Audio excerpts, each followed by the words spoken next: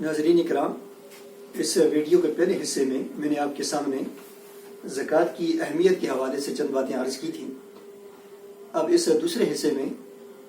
زکوٰۃ ادا نہ کرنے والے کی اخروی سزا کیا ہے، اس حوالے سے چند باتیں آپ کے سامنے عرض کروں گا۔ تو جو لوگ زکوٰۃ ادا نہیں کرتے وہ سخت وعید کے مستحق ہیں اور آخرت میں ان کو سخت سزا ملے گی۔ اللہ تعالیٰ نے قرآن کریم میں ارشاد فرمایا، وَلَا يَحْسَبَنَّ الَّذِينَ يَبْخَلُونَ بِمَا آتَاهُمُ اللَّهُ مِنْ فَضْلِهِ هُوَ خَيْرٌ لَهُمْ بَلْ هُوَ شَرٌّ لَهُمْ سَيُطَوَّقُونَ مَا بَخِلُوا بِهِ يَوْمَ الْقِيَامَةِ وَلِلَّهِ مِيرَاثُ السَّمَاوَاتِ وَالْأَرْضِ وَاللَّهُ بِمَا تَعْمَلُونَ خَبِيرٌ کہ وہ لوگ جو بخل سے کام لیتے ہیں اس مال پر جو اللہ تعالیٰ نے ان کو دیا ہے، وہ یہ نہ سمجھیں کہ یہ بخل ان کے لیے بہتر ہے، بلکہ یہ ان کے لیے برا ہے، اور اس مال کا توق بنا کر کل قیامت کے دن ان کے گلے کے اندر ڈالا جائے گا۔ اور زمین اور آسمان کی میراث وہ تو اللہ تبارک و تعالیٰ کے لیے ہے، یعنی یہ تمہارا مال عارضی طور پر تمہارے پاس ہے، یہ میراث کے طور پر ہے، تم نے اس کو چھوڑ کر جانا ہے، اور اللہ تبارک و تعالیٰ تمہارے اعمال سے باخبر ہے۔ اس آیت کریمہ کی تشریح کے اندر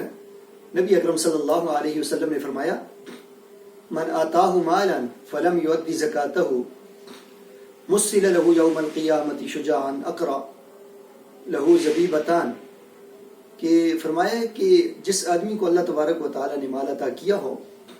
اور اس نے اس کی زکوٰۃ ادا نہ کی تو کل قیامت کے دن یہ مال سام کی شکل اختیار کر لے گا، اور ایسا سام کہ جو گنجا ہوگا، جس کی پیشانی پر 2 سیاہ نقطے ہوں گے، اور وہ آدمی کو اس کے جبڑوں سے پکڑے گا اور وہ کہے گا، انا کنزو کا انا مالو کا، میں تمہارا مال ہوں اور میں تمہارا خزانہ ہوں۔ یعنی وہ مال کے جس مال پر دنیا میں انسان سام بن کر بیٹھ جاتا ہے، اللہ کے راستے میں خرچ نہیں کرتا، غریبوں اور مساکین پر خرچ نہیں کرتا، تو یہ مال اس کے لیے بہتر نہیں ہے، یہ مال اس کے گلے کا توق بن جائے گا اور یہ اس کے گلے کا ہار بن جائے گا، اس کے لیے وبال جان بن جائے گا کل قیامت کے دن،